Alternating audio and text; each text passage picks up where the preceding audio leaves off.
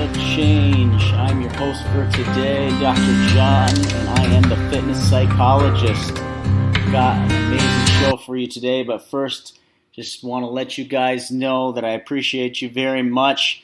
There's no fee for listening to the show. The only thing that we ask is that you leave us a 5-star review if something resonates with you, if there's any value added for you after listening.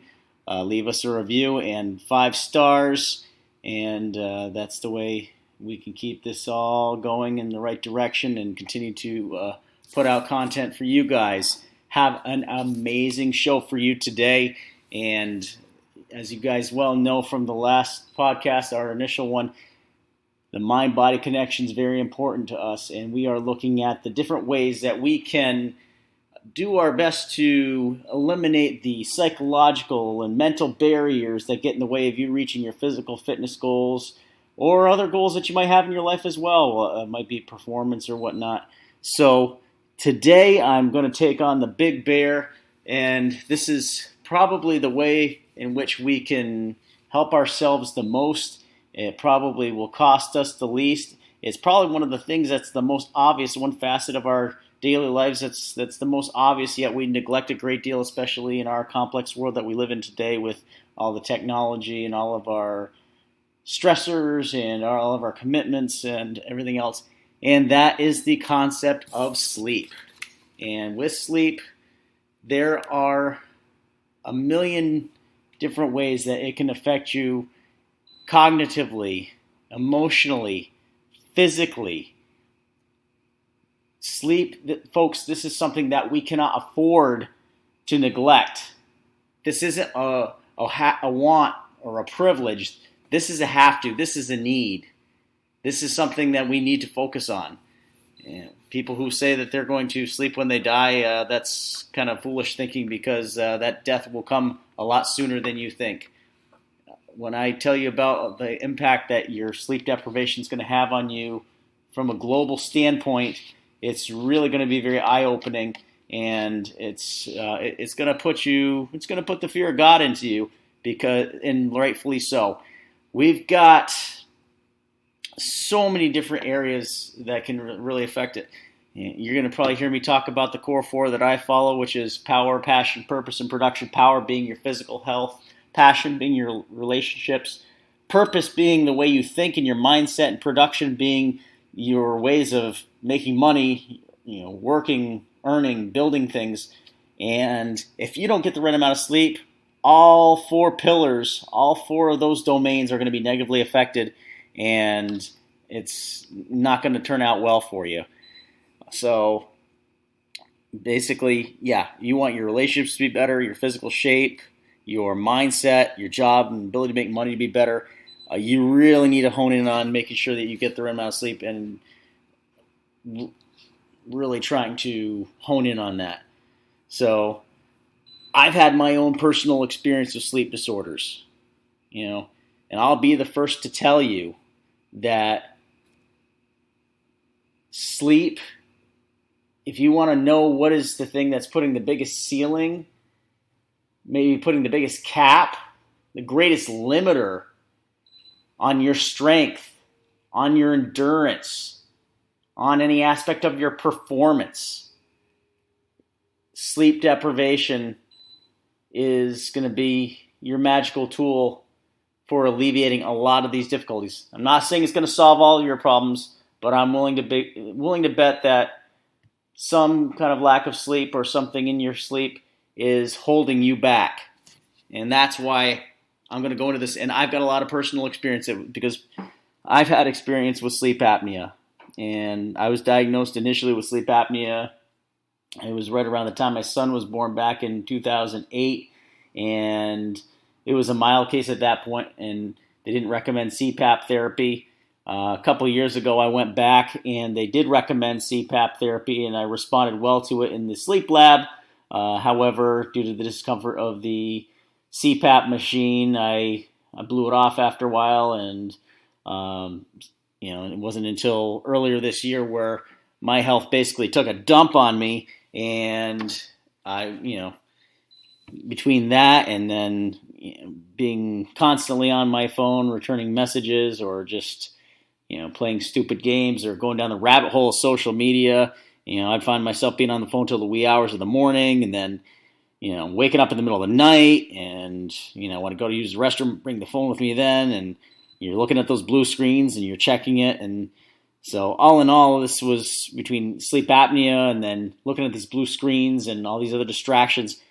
It ended up weakening my immune system and wreaked havoc on it, affected my mood. I wasn't as productive, not getting stuff done, and put on a shit ton of weight. And all of those things combined, it just doesn't work very well. So, I mean, that's just an example of how it's affected me physically, but I'm going to go into a little more detail about just how global the effects of sleep deprivation are. And this is why you really, really got to harness this issue, or it's going to turn out badly for you.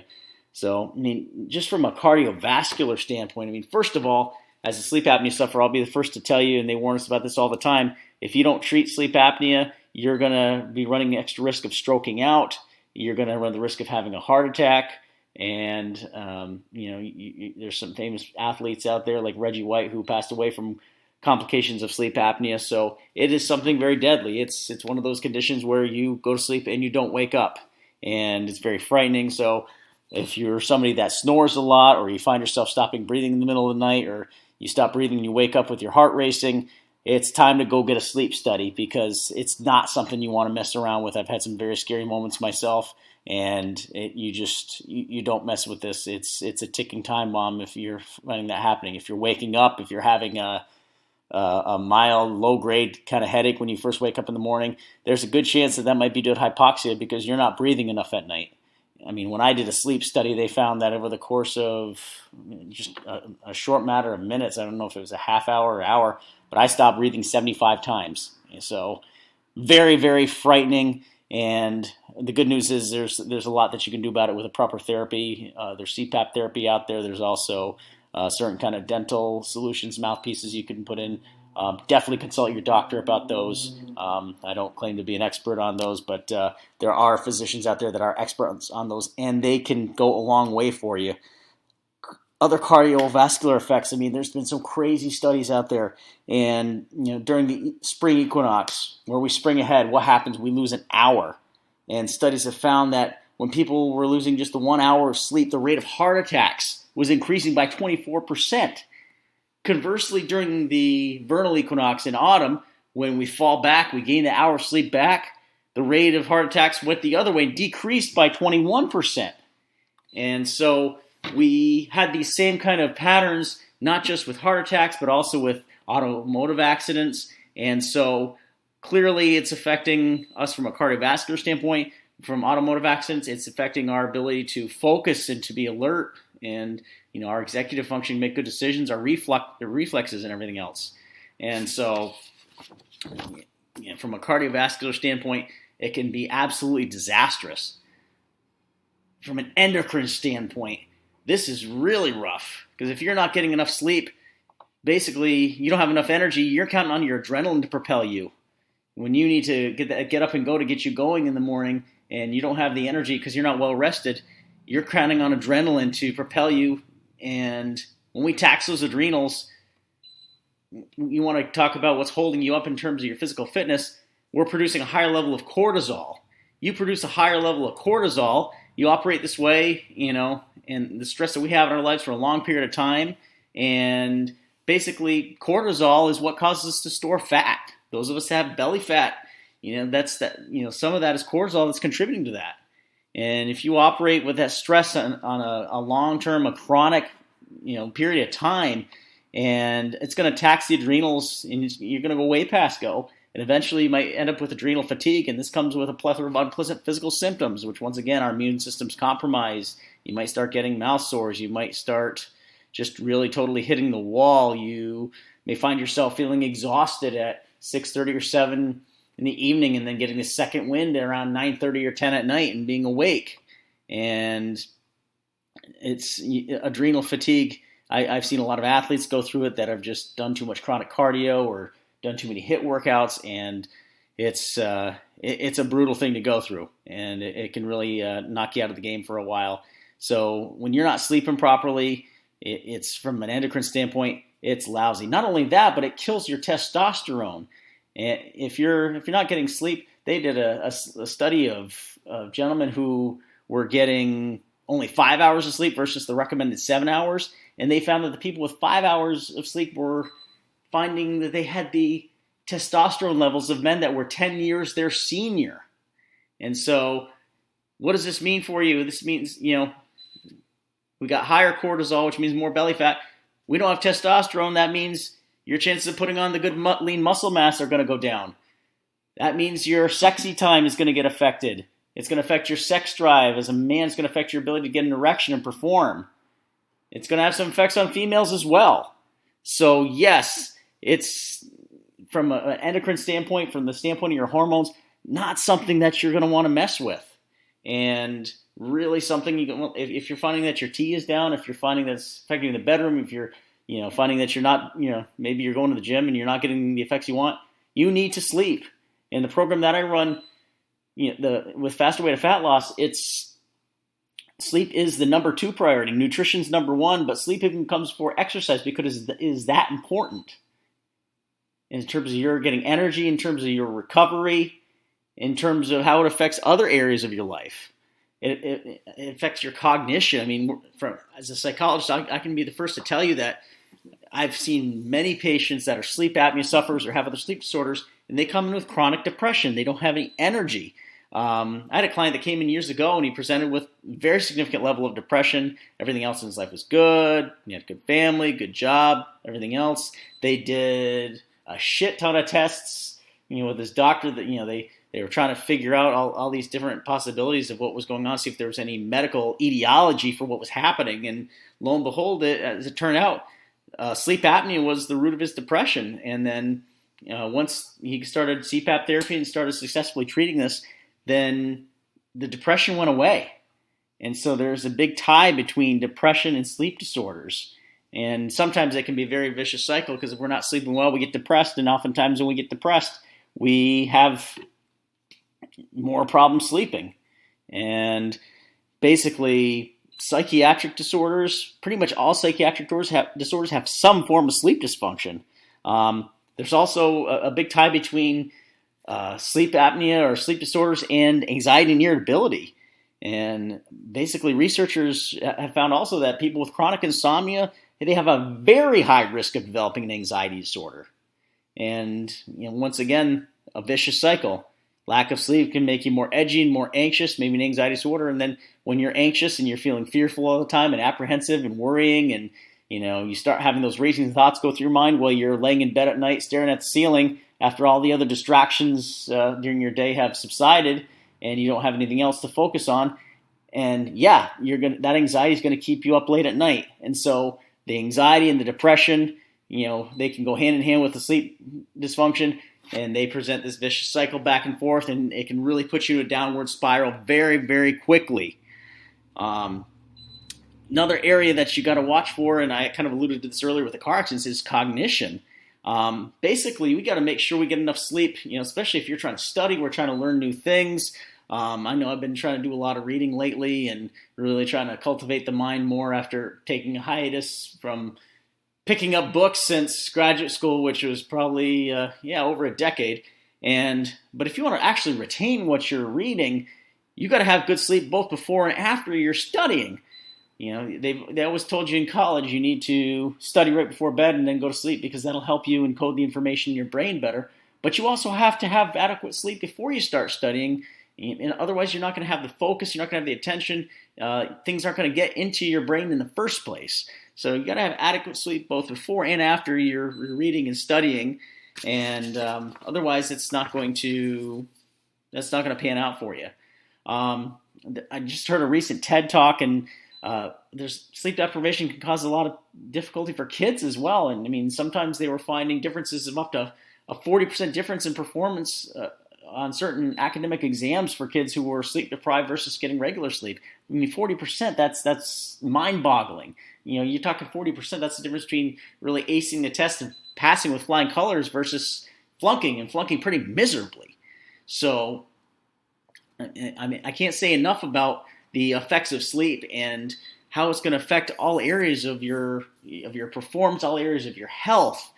Other thing they found was that certain types of cancer, people that do shift work and are working night shifts or overnight shifts, they're at such an increased risk of cancer that sleep deprivation has actually been labeled to be a quote-unquote carcinogen, which means a cancer-causing agent. That's how strong of a risk factor it is. That's how much it contributes to people developing cancer and at least certain types. I mean, it's unbelievable the effects that sleep can have on us, or the lack thereof. Those of you that are struggling with weight gain, once again, we might be doing all the right things. We might be dieting. We're watching our macros. We're doing the workouts, right as our trainer lays them out for us. But somehow we're still gaining weight, and there's biological explanations behind that. Getting into a little bio, I mean, sleep deprivation, this is going to reduce our levels of a hormone called leptin. What's leptin? Leptin is a hormone that actually suppresses the appetite and encourages the body to expend energy. So if we are not sleeping well, we have lowered leptin levels, and what happens here is we're going to be at risk for weight gain. And once again, this can lead to a vicious cycle because lack of sleep is going to lead to us gaining weight. And this in turn can cause us to have sleep apnea because the more you gain weight, especially if you get more, thickness around the neck oftentimes. And so this can lead to sleep apnea and then even worse sleep. And that can send you into a further downward spiral as far as gaining weight, because you're not going to have the energy, you're not going to be sleeping well, you're not going to have the motivation. And so, again, something that you cannot let slide. So one of the more interesting findings that I was just reading about also is the effects that sleep can have in terms of pain and pain management and your experience of pain. And, we talked about, the effect it can have on different systems within your body and your immune system and disease and cancer, and of course affects your cognition, your emotions, but not just that, but the neurological effects it can have when it comes to pain. And they've done a ton of studies now, and now they're showing that people who are sleep deprived, they have 120% more activity in the somatosensory cortex. And what's that? That's the area of the brain, the region of the cerebral cortex that interprets basically what pain feels like. So you've got 120% more activity in that area where you're feeling the pain. Not only that, but you have 60 to 90% drops in areas of the brain that are supposed to dampen pain. These two areas known as the insula and the striatum, basically these areas responsible for dampening the pain, they're having 60 to 90% drops in their in their activity. So you're activating all the parts that are making you feel the pain, and you're deactivating the parts that are helping you to modulate it. So from a chronic pain standpoint, I mean, you're putting yourself at a big disadvantage. If you're trying to get fit and you're trying to get ripped, you got to get these parts of the brain, the insula and striatum, working at max capacity. Otherwise, you're not going to be able to carry out the workouts, and you're sure as hell not going to be able to recover from them. And so, what does all this mean for us in terms of what we have to do? Well, first of all, put the fucking phone away. And I'll be the first to say I'm still guilty of it, not to as great of an extent. I've been advised by management that I need to, management meaning lady friend here at home, that I need to put the damn phone away because it's disruptive to her. But more importantly, it's affecting my sleep, and it makes it harder for me to either get to sleep or remain asleep. So put the phone away. I mean, I still, for safety reasons, like to have my phone by me in case something happens at night. But, if you can, put the phone out of reach. Put the phone on silent if you have to. I mean, anybody in your contacts that's in your favorites, they can still reach you if you got your phone on the sleep mode. Secondly, if you can't get to sleep at night, and this is a big one, it's something a lot of people aren't willing to do because when you're tired, if you're laying there and you can't get to sleep, then get up and go somewhere else in the house so that you do not associate your bedroom as being a place of wakefulness. That's the last thing that you want to happen. That's the reason that you shouldn't be playing with your phone in bed or watching TV in bed, because then your bedroom is going to be something that your brain associates with other activities, and you should be, your brain should be associating that bedroom with going to sleep. Third, from a temperature standpoint, the body sleeps better when it's cold. So I always do this before I go to bed. I usually click the AC down a few notches, a few degrees, and your body's more likely to be able to get into a restful, state of sleep if you keep things at cooler temperature. 4, treat anxiety and depression accordingly. I mean, talk about and address the issues that are keeping you awake at night. Because oftentimes, like I said, the floodgates open after we don't have any other distractions, and all of those issues that are going on during our day, they start to manifest themselves at night. We start stressing about the next day or the next week or whatever's happening in the future. And, sleep disturbance with both depression and anxiety, they're some of the cardinal symptoms that you're ever going to find. So, really, go to therapy, talk to a mental health professional and get with your physician about really treating the depression, anxiety, or whatever, psychiatric condition that you're up against, and treating them properly. I mean, I'm not a huge fan of psychotropic medications as a psychologist, but they do have their place. I'd rather people treat things with psychotherapy first and try to work through things. We're a quick fix society, so everybody wants the pill and to be better yesterday. But as a psychologist, I'm more about people learning the skills so that they have them for now and for later. But as a client, I got to have someone that's willing to do the work. Some people are willing to do the work, some aren't. The ones that are, they're going to have a lot better prognosis. So get the mental health issues treated if you want to sleep better. Like I said, our main goal, this podcast is trying to eliminate the barriers that get in the way from your physical progress, you meeting your fitness goals, your performance goals. And like I said, oftentimes your mental health goals or your mental health issues are going to get in the way. They're going to cause a psychological barrier, and that psychological barrier is actually going to turn into a physical barrier because of the effects it's going to have on your sleep. So finally, actually, I got 2 more things. Keep a regular sleep schedule. I mean, whether it's a weekday or a weekend, make an effort to get up and go to bed around the same time every day and night. I mean, lately I've been getting up early because, that's a whole other story, but I'm of the school of thought, after a while you become your parents. Early bird gets the worm. I'm doing 75 hard right now, and I'm finding that to, check everything off the list and do it well. If the earlier I get up and start exercising, taking the selfies, and drinking the water and reading the pages, the more of those things that I can knock out by noontime, the easier it is for me to meet the goals. And so lately, if I'm getting up at 5:30, I'm able to knock out a good share of everything. I've got more than half of my water consumed. The pages are read. I've got the outdoor workout done. And so usually by late afternoon, by 4 or 5 o'clock, the last workout's been done, the second workout, and usually right around 5, 6 o'clock, the gallon of water has been consumed. And so I'm doing that during the week, and I was up 5:30 in the morning, 5:30 in the morning on the weekends as well. It's a schedule that I've settled into, and in doing that, it's forced me to put the phone away and put the distractions away and get to bed earlier at night. So my sleep function's actually gotten a lot better. So yes, keep a regular sleep schedule. I know you're thinking, on the weekend I'm supposed to go to bed at 9, get up at 5:30.